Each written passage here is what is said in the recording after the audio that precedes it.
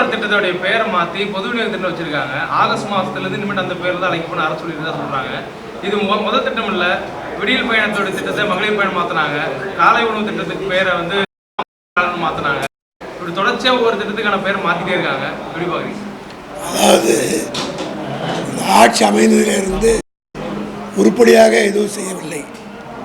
செய்வதற்குரிய எந்த திட்டமும் கையில் இல்லை. காரணம், இவர்களுக்கு ஆட்சிக்கு வருவோன்ற நம்பிக்கையே இல்லை. ஏதோ ஒரு குருட்டாந்தசியாக ஆட்சி வந்துடுது. அதனால் ஆட்சி நடத்துகிறதுக்கு எந்த விதமான திட்டமும் இல்லை. அவர்களிடத்தில் எந்த விதமான ஒரு யோசனையும் இல்லை.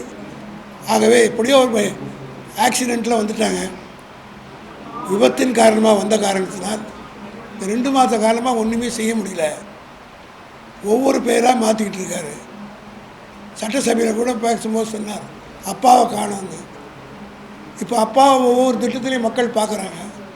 பேர் மாற்றினார், விடியற் பயணம்னு மாற்றினார்.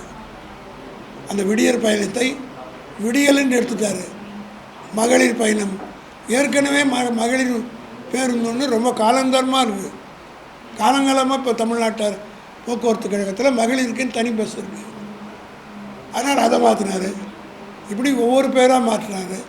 காலை உணவு திட்டம், தளபதி மு.க. ஸ்டாலினுடைய பெயர் உலகம் பூரம் புகழ்பெற்றது. இதை பார்த்து கனடாவிலும் மற்ற வெளிநாட்டிலே கூட அதை பின்பற்றினார்கள். ஆக இந்த திட்டம் மக்கள் மத்தியில் போய் சேர்ந்திருக்கிறதுனால அதில் பெருந்தலைவர் காமராஜருடைய பெயரை வச்சுருக்காங்க. எங்களுக்கு ஒன்றும் காமராஜர் விரோதி அல்ல. ஆனால் அந்த திட்டத்தை கொண்டு வந்தது யார் என்பது ஒவ்வொரு குழந்தைக்கும் தெரியும். சாப்பிடும்போது கூட கலைஞருக்கு தளபதி கொடுத்தது தலைமை சாப்பாடுன்னு தான் சாப்பிட்ற குழந்தைக்கு சொல்லுது. அதனால் ஒரு திட்டத்தினுடைய பெயரை மாற்றுவதால் அவரை மறைத்து விடும் என்று கருதினால் அதை விட முட்டாள்தனம் வேறு ஒன்றுமே கிடையாது. காரணம், பழமொழி சொல்லுவாங்க, ரோஜாவை எப்பெயரிட்டாலும் அதனுடைய புகழ் மாறாது வந்தார். அதுபோல் தளபதி மு.க. ஸ்டாலினுடைய திட்டங்கள் ஒவ்வொன்றும் மக்கள் மத்தியிலே இன்றைக்கி நிற்கிது. அவருடைய பெயரை தான் சொல்கிறாங்க. அது நாள் முதல்வன் திட்டமாக இருந்தாலும் சரி, அந்த நாள் முதல்வன் திட்டத்தால் தேர்தல் முடி வந்த பிறகு ஒரு ஆட்டோக்காரவங்க டிவியில் பேட்டி கொடுத்ததான் நான் பார்த்தேன். இந்த திட்டத்தினால என்னுடைய பையன் படித்து ஃப்ரான்ஸில் இன்றைக்கி வேலை செய்கிறான் என்று தளபதி நினைவு கூர்ந்து கண்ணீர் வடிக்க சொன்னார். இந்த மாதிரி ஒவ்வொரு திட்டத்தினுடைய பயணம் மக்கள் உணர ஆரம்பித்து விட்டார்கள். அதே போல் இந்த தாய்மானவர் திட்டம் என்பத பெயர் எவ்வளோ உன்னதமான பெயர். இது யாருக்கு கொடுத்தாங்க? இதுவரையில் தமிழ்நாட்டில் நாங்கள் தேர்தல் வாக்குறுதியாக கொடுக்கல. திமுக சார்பில் இப்படி வந்தோன்னு நாங்கள் செய்வோம்னு சொல்லலை. ஆனால் ஒவ்வொன்றையும் தளபதி மு.க. ஸ்டாலின் பார்த்து செய்தார். அதே போல் 75 வயதுக்கு மேற்பட்ட மூதாதையர்கள் ரேஷன் பொருட்கள் போய் க்யூவில் நின்று கடையில் நின்று வாங்கக்கூடிய அளவுக்கு அவர்களால் முடியாது என்கிற காரணத்தினால் அந்த திட்டத்தை தாய்மானவர் பெயர் சூட்டி வீடு தேடி முதியோர்களுக்கு ரேஷன் வழங்க திட்டத்தை கொடுத்தாங்க. முதல்ல 75 வயசுன்னு வச்சார். அப்புறம் 70ன்னு குறைத்து 65 வயது வரையில் குறைத்து அது இன்றைக்கு பல தாய்மார்கள், வயசானவங்க, யாருடைய குழந்தை குட்டி இல்லாதவங்க வெறும் ரேஷன் கடை மத்திய நம்பி இருக்கக்கூடியவர்களால் வீடு தேடி கதவு தட்டி கொடுத்தபோது எல்லோரும் மகிழ்ச்சியாக அதை ஏற்றுக்கொண்டார்கள். அதே போல் வறுமை கோட்டு கீழே இருக்கிற குழந்தைகளுக்கு ஊக்கப்படுத்துகிற திட்டம் தான் தாய்மானவர் திட்டம். இந்த தாய்மானவர் திட்டம் எப்படின்னா தாய் உள்ளத்தோடு செய்கிறவங்க. இது தாயோடு தந்தையோடு இருக்கிறவங்களுக்கு, மற்றவங்களுக்கு அது மாதிரி இருக்கிறவங்களுக்கு தான் தாய் பாசம் தெரிந்தவங்களுக்குலாம் அதனுடைய அருமை தெரியும். அதை தெரியாமல் இன்றைக்கு மாற்றிருக்கிறார்கள். ஆனால் தமிழ்நாட்டு மக்கள் இதெல்லாம் கூர்ந்து கவனித்து கொண்டிருக்கிறார்கள்.